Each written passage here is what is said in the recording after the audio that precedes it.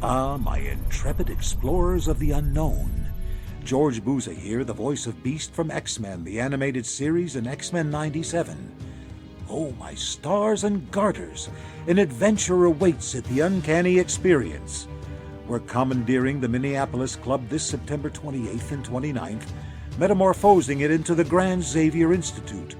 Join us for a symposium of panels, a mutant marketplace, esteemed celebrity meet and greets, an illustrious cosplay contest, the exclusive Hellfire Club, all followed by the after party in the mansion. Procure your tickets at theuncannyexperience.com. Together, let's leap into the boundless realms of imagination and knowledge. Get your tickets now at theuncannyexperience.com. Bum bum bottom bum bum bottom bum bum bottom bum bum bottom bum bum bottom bum bum bottom bum bum bottom bum bum doobie doobie da da da doobie doobie da da da doobie doobie da da da bum bottom bum bum doobie doobie da da da doobie doobie da da da doobie doobie da da da bum bottom bum bum bottom ba da da ba da da ba da da ba da da ba da da ba da da ba da da ba da da ba da da ba da da ba da da ba da da. You are now in session with the Comic Book Couples Counseling Podcast. I'm Lisa Gullickson. And I'm Brad Gullickson. And each month we evaluate a different iconic romance within the four-color realm. And in this episode, let's swap babies in our Creator Corner. In this episode, we're talking nature or nurture with Ram V to ready ourselves for new gods from DC Comics. Now that we've been watching the Breaking News Network on Dropout, oh, no. Every time I go, and I'm Brad Gullickson, and I've said, and I'm Brad Gullickson in this recording session like 15 times, and you haven't heard it because it's all been edited out. But every time I say, and I'm Brad Gullickson, I think like I'm Grant O'Brien on Breaking News Network. Oh, yeah. But I'm keeping a straight face. You're not obligated to. Sometimes I make jokes, and when you don't laugh, my feelings are hurt. It's because I'm not listening. Yeah, I know. So this is our third episode this week. We talked to Junie Baugh on Wednesday, doing a full spoilers conversation about Night Watcher #1. And on Monday, we talked All In and Wonder Woman with Joshua Williamson, Tom King, and Daniel Sampere. But it's actually episode 7 in our San Diego Comic-Con coverage, which began 2.5 weeks ago with Gail Simone discussing Misty. So if you haven't listened to all of those episodes, check the links in the show notes and start putting those conversations in your ear holes. It's insane the way San Diego Comic-Con operates. I feel like there's before San Diego Comic-Con, and then there's before New York Comic-Con. I feel like I've been training my whole life for this because in Catholicism, with the circular liturgical calendar, this is how all special times are. Sure. Where in the time before, you have to be like penitential, you have to kind of pull back, you have to have an obligatory bad time like Lent or Advent, and then you have this special thing, right? Like Christmas or Easter, right? Big party, feast time, there's music, there's festivities. But then afterwards, it's followed by an entire season where we're like the last people on the planet going like, it's still Christmas.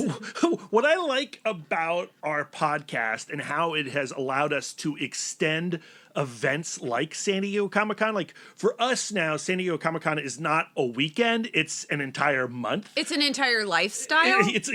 And then like so right now we're in the middle of our San Diego Comic-Con coverage. You know, we're talking to Ram V about the new gods. Oh my goodness, this conversation's so freaking fun and I can't wait to share it with you. But as we're preparing to record this intro and outro for this specific episode, knock, knock, knock on the door, there's a care package and it's from New York Comic-Con. How fun is that? We don't get a lot of swag. We do get a lot of books, and it's absolutely wonderful. Keep them coming. And we love getting the mail and going like, there's a brown rectangular package, right? It's clearly a book. But this was something a little different. It was like a little special treat, and it was very nice. I got a bucket hat, you guys. I'm claiming the bucket hat, by the way.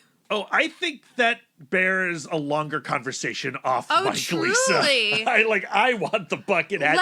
It's got a pizza cat on it, Lisa. It does, and I think that we should let our listeners vote. Who can better pull off a bucket hat? Is it Brad or Lisa? Oh, we're taking that to social media, my friend. We're gonna do that. CBCC podcast. I agree, it's great to get a treat. I also find it to be a little stressful because, again, we're in the middle of our San Diego Comic-Con coverage, and now I got to start thinking about New York Comic-Con coverage. But that is a problem that a podcast should not be complaining about.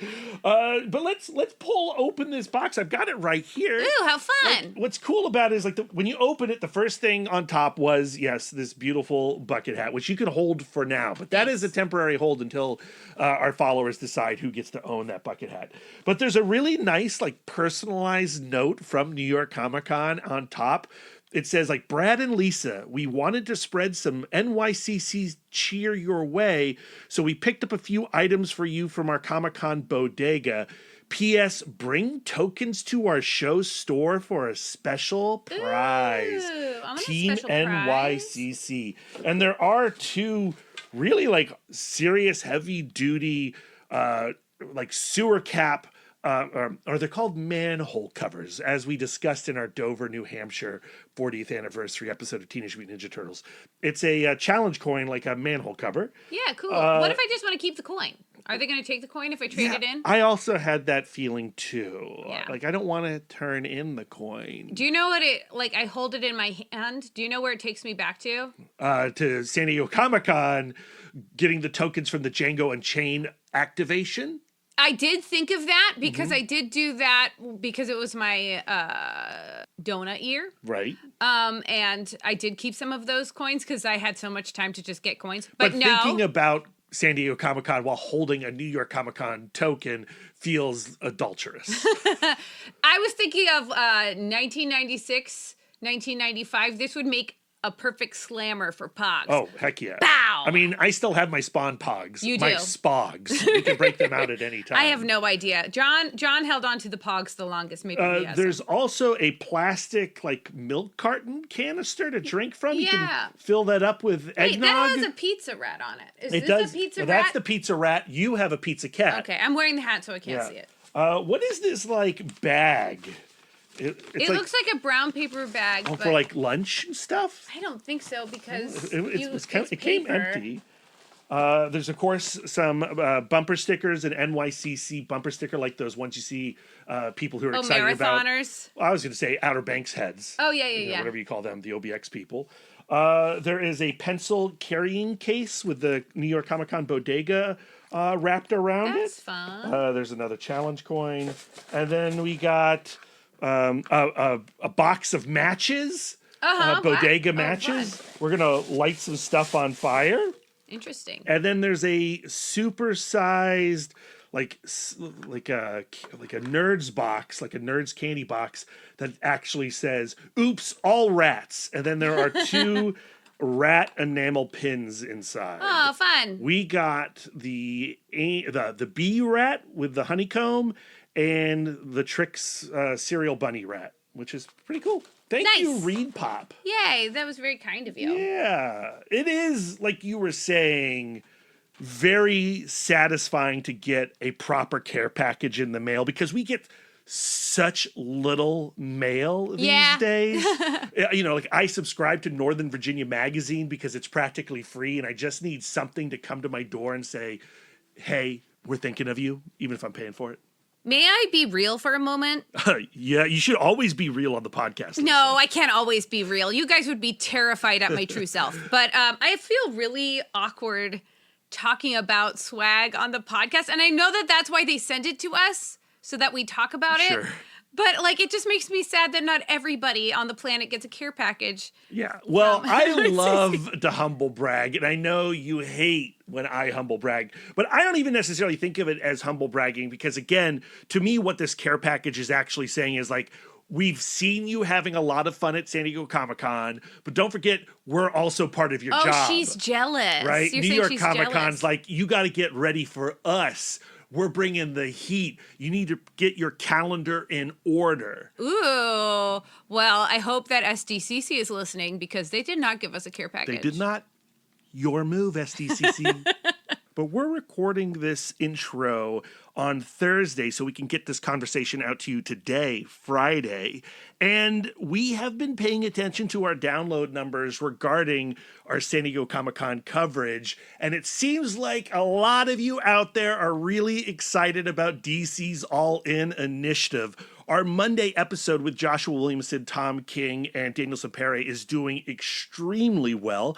Welcome, new listeners. Hello. New subscribers, hopefully. And I'm guessing you're pretty darn excited about Ram V and Evan Cagle doing The New Gods. Their series won't hit shops until December. It's basically going to come a month and a half after the All-In special kicks everything off on October 2nd. Details surrounding this new series have been pretty light. We know that it's all launching from this cosmic imbalance that's occurring as a result of absolute power and the All-In special. Darkseid is at the center of everything, as he always is. You're probably already aware that Ram V has stated that fatherhood is at the center of his New Gods series, which makes sense if you have any kind of knowledge of the New Gods already. But I'm also guessing that many people are completely unaware of the New Gods. I have two thoughts stemming out of that. First thought, at the DC panel, Joshua Williamson said that the entire DC universe hinges on the relationship of parents and kids and the legacy that stems from that, which when you look at DC Comics, of course, that is the case. Like, it's the most obvious thing.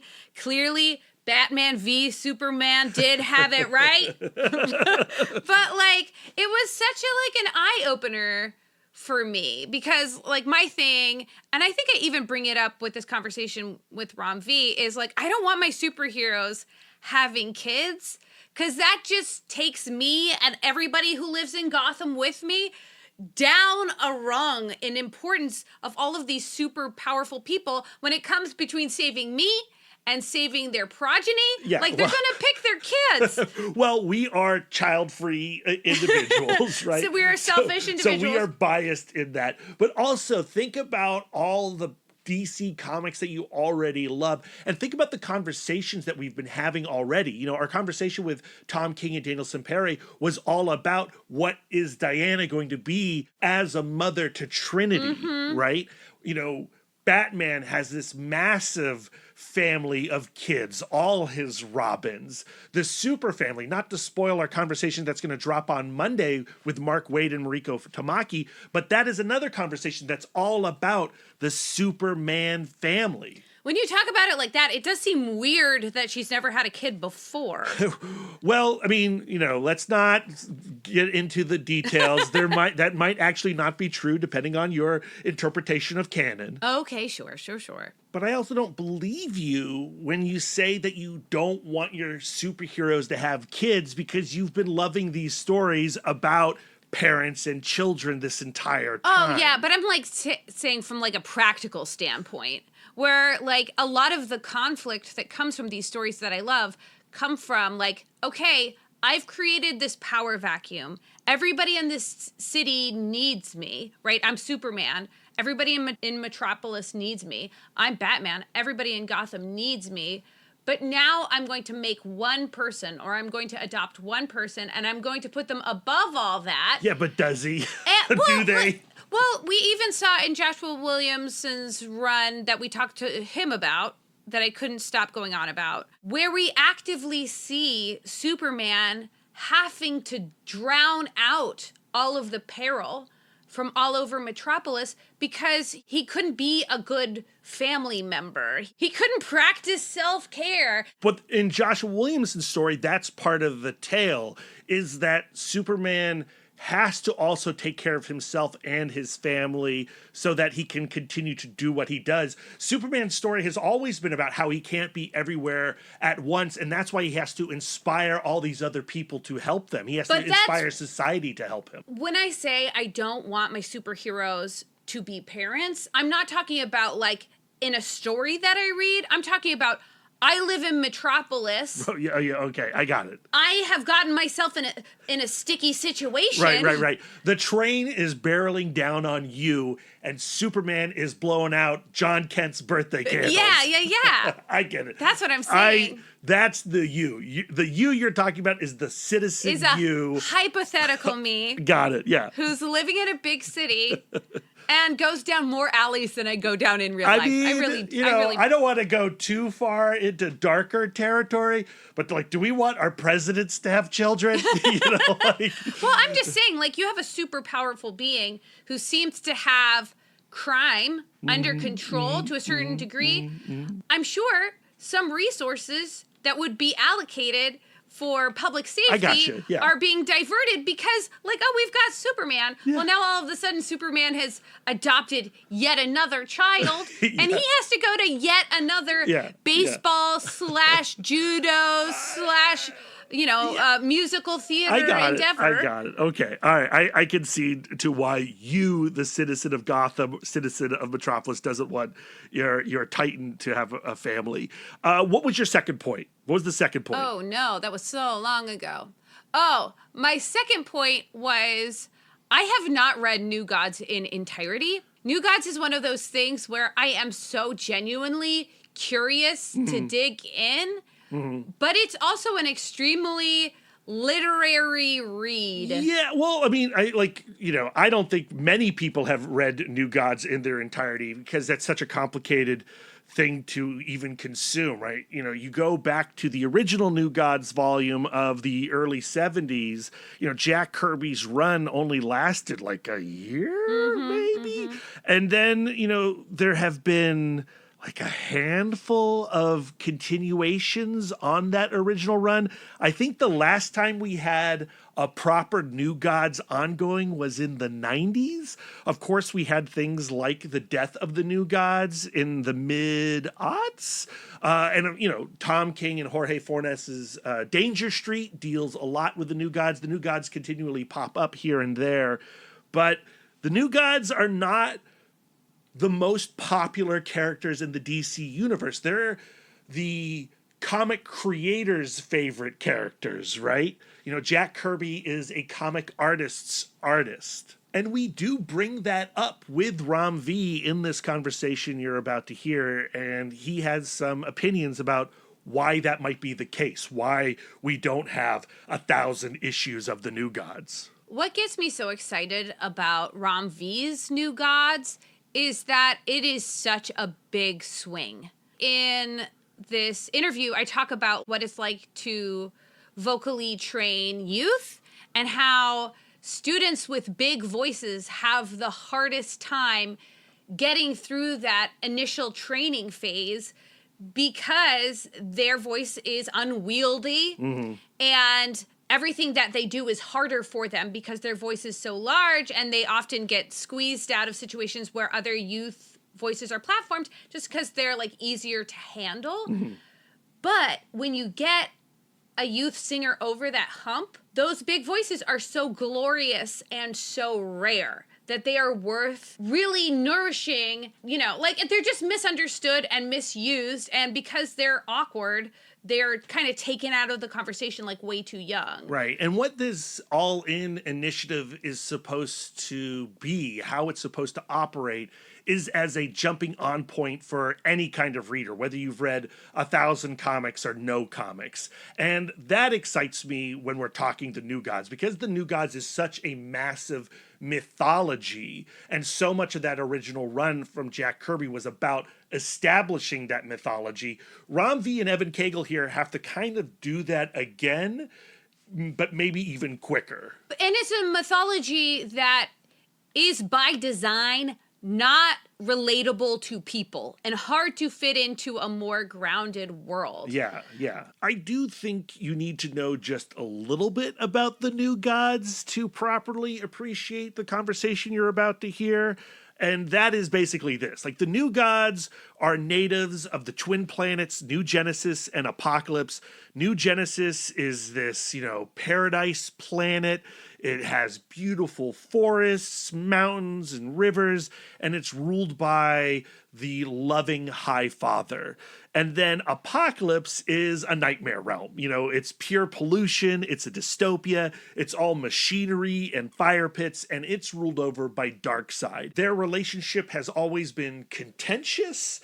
They've always been at war with each other. And one of the things that they did to bring some kind of balance to their relationship was that the High Father and Darkseid switched babies. So Darkseid raised the High Father's child scot-free, aka Mr. Miracle, and the High Father raised Darkseid's kid, Orion. I get flustered by the whole baby swap thing. I have a question. Did they swap first and then name the babies? Or did they name the babies and then swap? You know, I don't know. If I was High Father, Isaiah, I would name my kid Orion before I would name him Scott, right? Like, that's not like a heavenly name. Yeah, but do you think Darkseid's like, I'm naming this kid Scott? Well, he knew that he was going to send him to Earth, and he really wanted him to fit in. Okay. But yeah, so somebody get to the bottom of that. Who named these kids? And when I'm did it sure happen? there's a listener who knows the answer. We love being corrected. Please let us know who named. When did the naming happen? I really wish we had thought about this when we were having our conversation with Rom V. What if that was the conversation? Like, when were the babies named? So this chat occurred on Saturday at San Diego Comic-Con atop the DC booth, just like the conversation we had with Joshua Williamson, Tom King, and Daniel Sampere. So in addition to Rom V's stance on all things Jack Kirby and the New Gods, you got a lot of that great con floor white noise atmosphere. Again, I feel like it helps us bring San Diego Comic-Con to you. Enjoy. Yeah. Good to see you again. And Yeah, now in person. Yeah. So, we get to talk to you about one of our favorite things in the world, which is New Gods and Jack Amazing, Kirby. yeah. Was not expecting this news today. Yeah, I mean, I've been super excited about it. It's been kind of hard to keep it under wraps. Yeah. So, you have a love for Jack Kirby. Where did that begin? Yeah, I mean, I do. Obviously, my entry into comics was very strange. I read a lot of the European comic stuff, you know, Flash Gordon, Mandrake.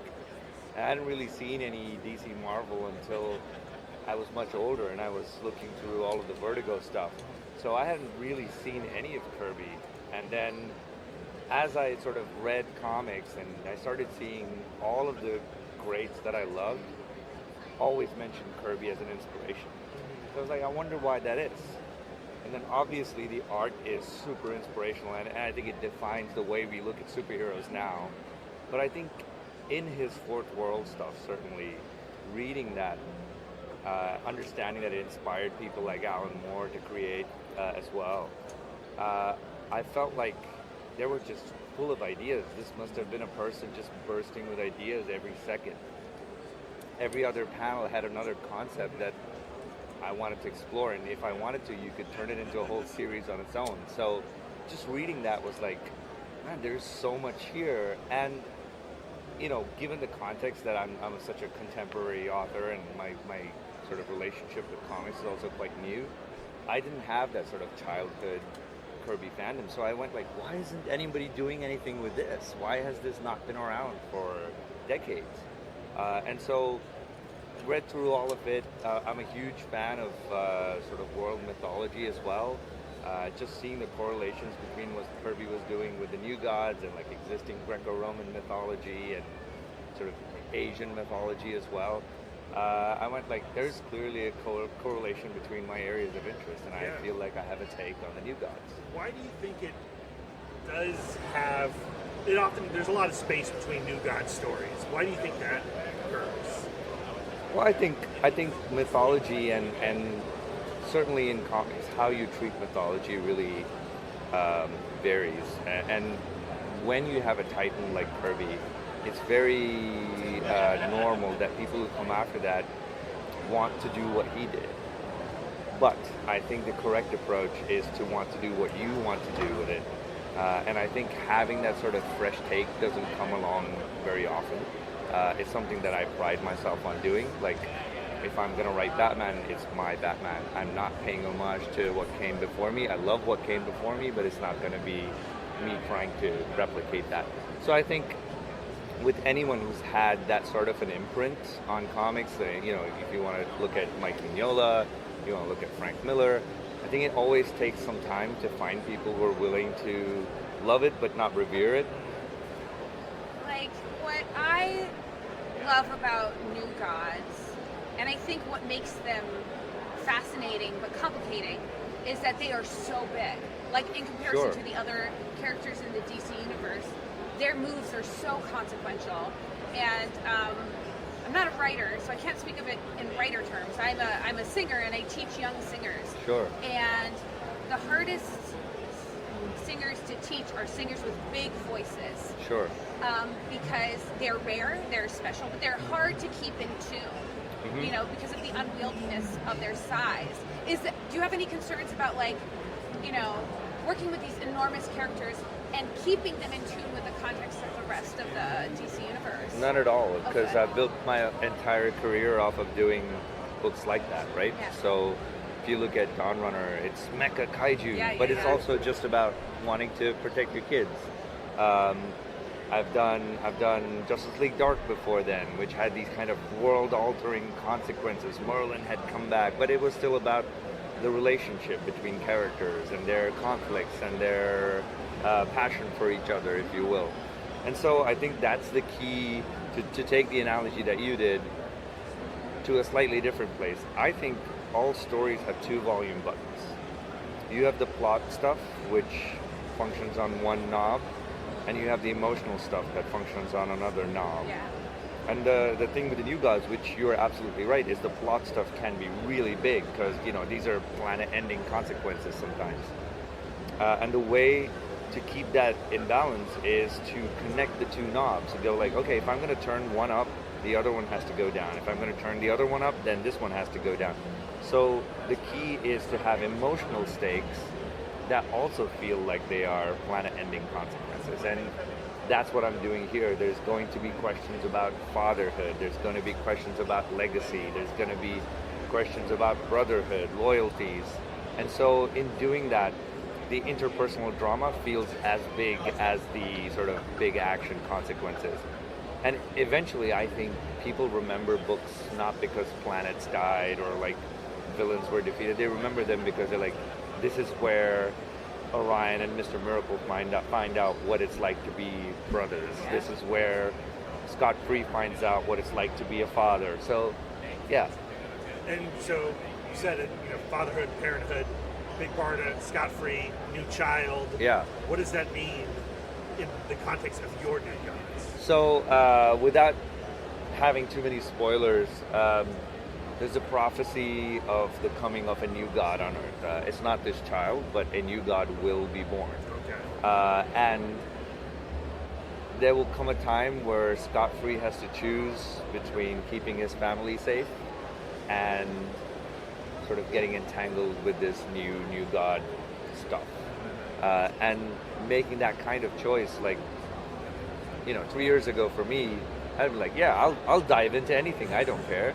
But now I have to make choices because I go, well, I need to be around. I need to protect my kid. I need to teach him the ways of the world. And those things start becoming a concern. Which, if you then look at the character of Scott Free, he never had that growing up. And so that kind of conflict is what I'm building into. And so his relationship with Barda and the fact that they have a new child is very central, very important to everything that's happening. So much of DC is about family and legacy, and my thing is always like, I don't want my heroes having kids because I don't want, if I'm living in Gotham and we Batman, say this as child-free individuals. Sure. If I'm living in Gotham and Bruce is like, I'm really going to take some time off to be a really good dad, like all of a sudden my priority and my safety is like moved down a peg. Sure. But the rewards have to be worth it to a hero. And children are essential to the New Gods story, though, Right, right? right, Yes. yeah. Like, But that's also, what New Gods is. also, you know, like life is what happens when you're making other plans. Yeah, Sometimes you don't have control. Sometimes you fall in love. Sometimes you make choices that you're not necessarily planning out, like a chessboard, and you still have to deal with the consequences of those choices. And so, it's all wonderful and nice to say I don't want this or I want this, but sometimes heroes make good choices and stupid choices, and they have to deal with the consequences of those. And you know, having a kid is a choice, but once you've had one, you know, you have to play the role of a responsible parent. Yeah, no takebacks are yours. Yeah, You're a yeah, monster. exactly. You know, with the New Gods, you also... Sorry, just to connect back to that, you're absolutely right. No takebacks. Once you've traded Yeah. your kid to the other side, no takebacks. There's no Otherwise, takebacks. Yeah. I like that, and like it's that dynamic. It is that trade that, you know, between Apocalypse and New Genesis. Yeah. That is so compelling. It is so, you know. yeah, it mythic. defines. It Mythic, but defines. also, like, It it's also nature. defines every emotional conflict that comes after it. Yeah. So And it's also like a nature versus nurture thing. Like, you know, that each son is going to have that conflict sure, inherent in them. sure. Yeah, and then, you know, I hear you're going to bring in the Forever People as well. Yeah, eventually down the line. Okay, yeah. down the line. Yeah, down the line they'll get involved, and there are plans for some of them being nice and some of them maybe turning out to be not so nice. But yeah, you know, that's Yeah. a function of plot. I also think that questions about generational legacy come in there, and I know what it's like to be part of a generation that was promised a good world, and suddenly you're left with a world that isn't everything that was promised to Yeah. you, and you go, well, is this my fault or is this the fault of the people who came before me? And I think those are interesting questions to tackle, especially if you're a god and you can change things as you see fit. And I think that's one of the reasons we were so excited, is because, like, well, 2024 is like the perfect year to talk New Gods. Yeah, I think so. Yeah. I think so. I think it's telling about society, and also, I you know, to go back to the whole superheroes as mythology thing. That's my belief, that superhero writing is contemporary mythology, and mythology exists to interrogate human society. Like, that's why we want to talk about gods, because gods are just us, but they're allowed to misbehave a little bit more, and their misbehavior has bigger consequences. So I feel like that is absolutely the thing to do with New Gods, is to examine ourselves through these big dramatic characters. Do you think that's one of the reasons why not so many people touch the New Gods, is because baked into Jack Kirby's Fourth World is some messaging that you have to play with that can be scary? I don't know why you would tell a story that doesn't do that. You know, like, all stories are about being human, the human condition, human society in some way. All stories should cause you to reflect upon where you live, how you live, what role you play in your society, if you play any role at all. And so, I don't necessarily. I'm one of those people who's like, every story is political. The choice to not be political is also political. Right, You know? Yeah.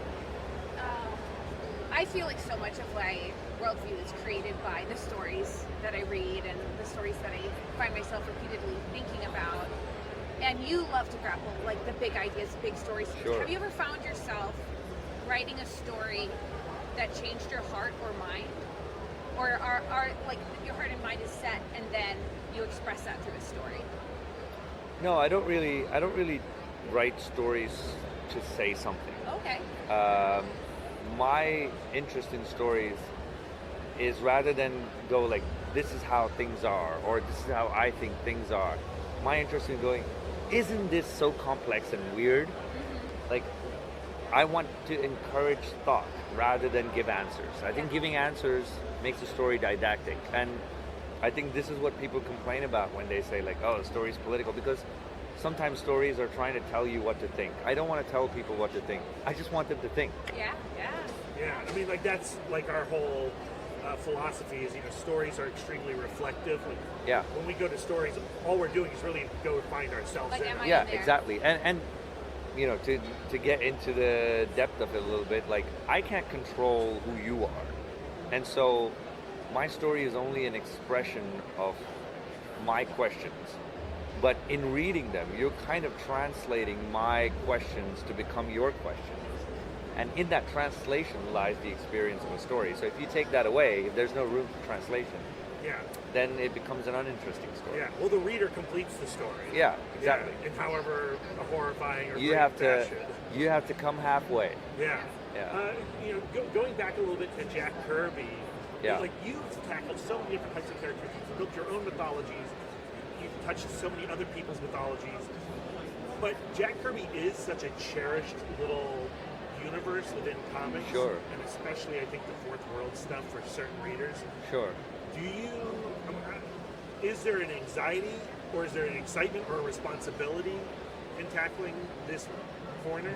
Look, I mean, my first real gig of any length with DC was to do a Swamp Thing story. Yeah. So I think I've passed the test of you know, working on properties that are cherished and loved. Yeah. So, look, I feel like the job of a storyteller is to, on some level, to inspire other stories and other people that tell stories as well. And I doubt if you ask Kirby or if you ask Moore if they are protective or precious of their creations. I doubt they would say that I am. I don't want other people, because I think stories only live on if they are shared and retold and changed and made relevant once again. And so I look at my work as that. Like, I'm taking something that I've loved and now I'm expressing my story through that. So then, what is your relationship emotionally with stories that you create in DC, New Gods, The Swamp Thing, versus Rare Flavors or Dawn Runner? I have a very weird relationship with my stories, whether they are at DC or whether they're things that I create. I have zero attachment to them after they have left my desk. It sounds like not a very nice thing to say, but it's almost like I'm watching a book have its own life after it has left my desk.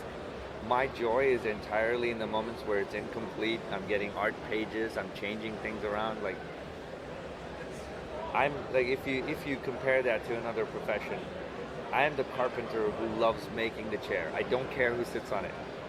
Do you feel like that gives you a little advantage over the people who maybe are a little bit more possessive and more attached to their stories? I don't really think of it in competitive terms. Like, Yeah. I'm not competing with anyone else. I'm just telling stories. So there's no advantage or disadvantage in that sense. I just think that your idea of success becomes skewed if your perception of your own success is dependent on how other people feel about your work. Rob, thank you so much for hanging out and chatting with us My today. My pleasure. Thank you. Love talking Jack Kirby with you. Yeah. I think people are gonna love this. I think Jack Kirby fans are gonna love this, but also I hope it will bring new people into this Fourth World, and hopefully they will all go back and go, where did this come from? You know? Well, that's our hope too. Yeah. Thank you. Great. You so Thank much. you. Pleasure. That's all. And there you have it, our conversation with Ram V about Jack Kirby and the New Gods. His series that he's doing in collaboration with Evan Cagle will be hitting shops in December. Tell your comic book store to put it on your pull box.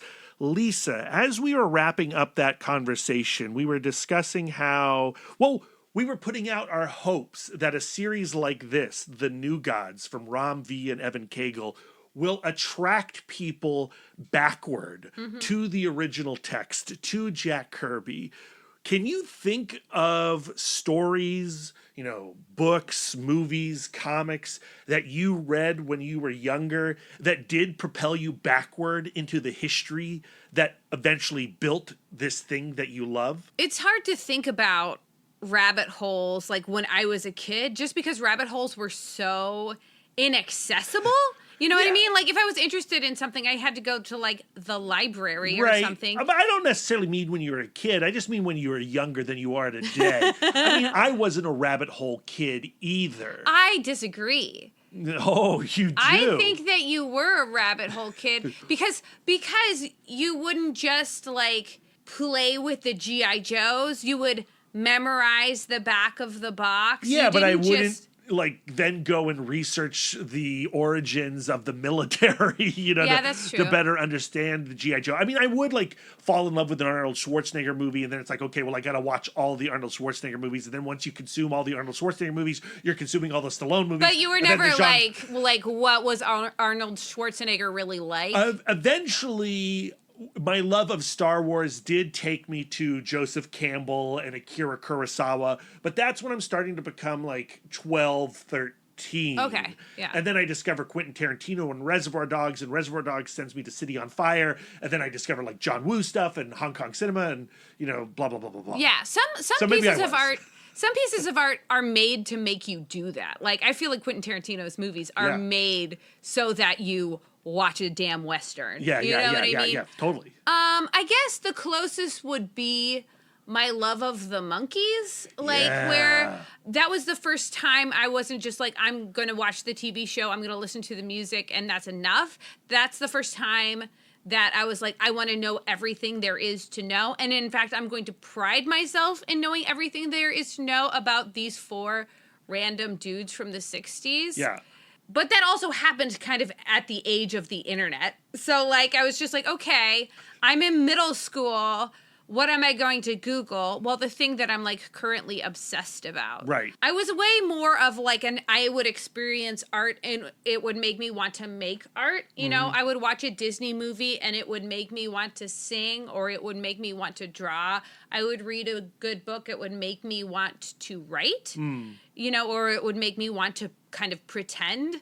What are the roots that made this thing is kind of an age of the internet kind of thing almost. Oh, I would also argue that comics themselves are inherently backward propelling. Yeah, and You know, for some people that's like overwhelming. Well, it can be, or when I was a kid, it was incredibly exciting because you would be obsessed with Eric Larson's The Amazing Spider-Man.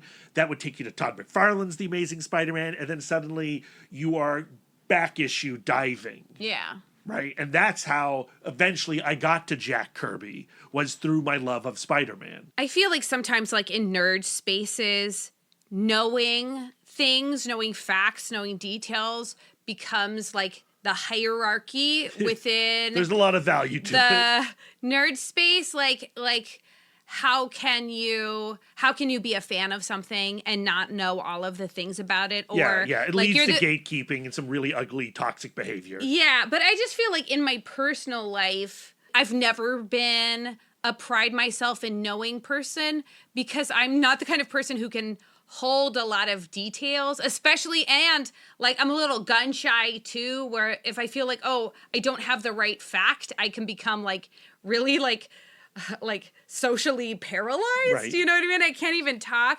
And I feel like my 2 older siblings were very much pride themselves in knowing individuals. They both were like reading all of the time, and they both prided themselves in being encyclopedic about certain subjects. And maybe that was part of the way that you felt safe to me because you were also like an encyclopedic individual. So I was like, I was very familiar. Ew, he must be so powerful. He knows so many things We about sort of look alike, and you act like my sibling. Let's get married. gross, but maybe. But I do have to like actively remind myself, you don't have to know something inside and out to love it. You can just love it. That is 100% true. None of this, like, you're not a real fan if you weren't there for X, Y, and Z. That's not even like what. That wasn't what the conversation was about. The conversation was about, are people going to read Ram V and then read Jack Kirby? Well, that's the hope, right? Like when you love something like comics, when you love creators like Jack Kirby who are not active, who are no longer on this planet, and you still want them to remain vital to the art form, you want to share. You feel activated to share your love of Jack Kirby. Yeah. And when I see something like Romvi and Evan Cagle taking on the New Gods, I go, ooh, here's an opportunity for a young Brad to discover Jack Kirby the way that I discovered Jack Kirby through my love of Spider-Man. That's so awesome. Like, yeah, that's the true. positive version. And yes, there is also a negative version where you do gatekeep and alienate new people. And I've been that person. Yeah. And I'm working really hard to no longer be that person. Every story should have momentum. Like, every story should make you want to do a thing or think a thing. And we talk about that in this interview. It should ignite and spark ideas, conversation. And like, my hope for this story is that it does make people genuinely curious about themselves and also genuinely curious about the New Gods and Jack Kirby. And I do think that when comics become like too referential, where they become like a new reader can't read it, like they literally can't understand it, and all of the momentum goes inward, that's where it's deadly. That's the deadly thing. Yeah, that's how you kill comics. Yeah. But you look at Romvi's work, and it's all forward-looking. Yeah. Even when it is building and making you curious about what has come before. Again, look at his Swamp Thing run. That's a story that requires no previous knowledge of all the amazing Swamp Thing stories that came before, but it also sparks tremendous curiosity for the concept of the Green and Swamp Thing, and could send somebody backward to Nancy Collins, Rick Veitch, Alan Moore, Bernie Wrightson, Len Wein. Ram V is a big voice, and I just love watching him attack something that is so enormous. The New Gods is enormous, and it's hard to handle. And the fact that he feels that motivation to really tackle it, like, I'm curious. I'm curious. Can't wait. December, guys. December. That's my birthday month. The 27th. But my birthday is this Sunday. You can't start bragging about your birthday before we have my birthday. That's Lisa. true. That is the signal to end this episode. Yes, Monday we will be back with our San Diego Comic-Con coverage. We're talking to Mark Waid and Mariko Tamaki about Batman and Robin, as well as the entire Super family. Loved that conversation. It's another one from atop the DC booth. We are going to talk to James Tynan on Wednesday about Christopher Chaos and all things Tiny Onion. We're basically discussing this massive comics and wider entertainment empire that he is creating. And then we are going to close out the San Diego Comic-Con coverage with JP Ahonen talking about his webcomic series that has become much, much more Beelzebubs.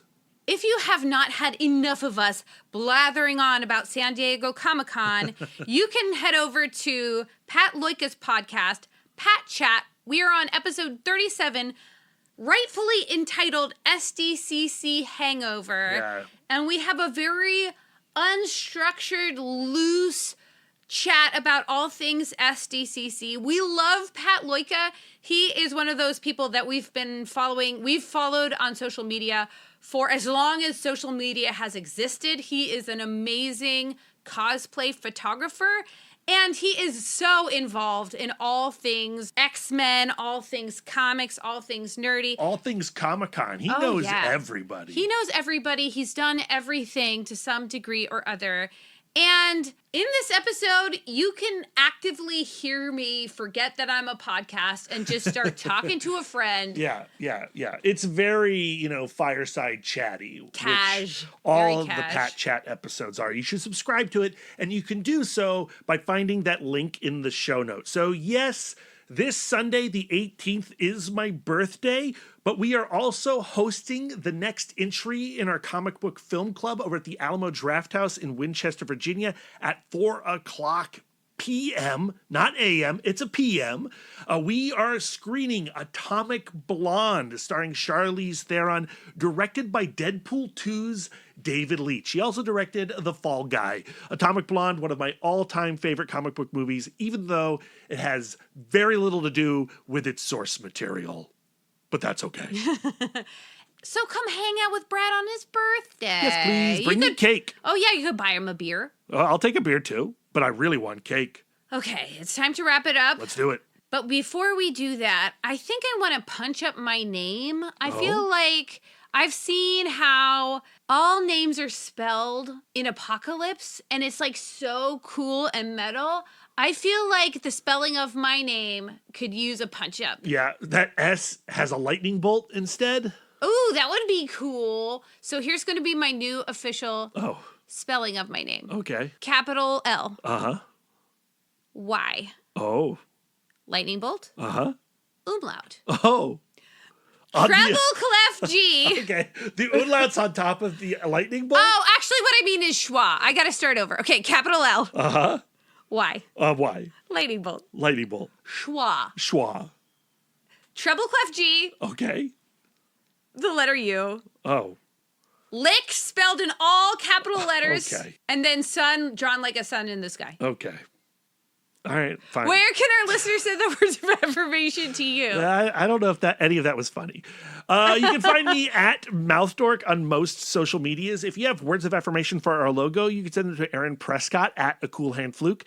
And if you have some words of affirmation for our radical banner art and show posters, send them to Karen Chapp at Karen_X-Men fan. Lisa, where can our listeners send their words of affirmation to you? I don't think anything that you just said was informative. I'm accepting only words of affirmation at Sidewalk Siren on Instagram and Twitter. Well, then I won't communicate with you there. If you'd like to spend more quality time with us, you can subscribe to us on Podbean, Spotify, YouTube, Audible, Apple Podcasts, or whatever app you choose. We're everywhere. If you'd like to get exclusive, you can join our Patreon, where you'll get more content, including weekly bonus episodes. Including our conversation with Mark Wade and Mariko Tamaki and everybody else that we had at San Diego Comic-Con. They're all there right now for $1 a month. And they're all unedited. Yep. So all of our awkward chit-chat, weird pauses, it's all Lisa there. going, can I re-say that? Yep. Like, it's all in there. It's all still. there. It's all there. If you'd like to reach out and touch us electronically, you can email the podcast, cbccpodcast@gmail.com. You can visit our website, comicbookcouplescounseling.com, or follow us on all the socials at CBCC Podcast. You can give us the gift of 5 stars on Apple Podcasts. And if you'd like to do an act of service, why not write a review of the show while you're there? Yes, please. We are fluent and receptive in all 5 love languages. It really warms our hearts and helps the pod. So until next time, friends, keep your left tank full. And your psychic rapport open. You are now in session with the Comic Book Couples Counseling Podcast. I'm Lisa Gullickson. And I'm Brad Gullickson. And each month we evaluate a different iconic romance within the 4-color realm. And in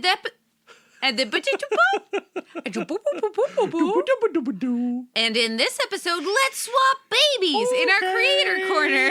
In this episode, we're talking nature versus nurture with Ram V to ready ourselves for New Gods from DC Comics. I'm making sound. We're being silly.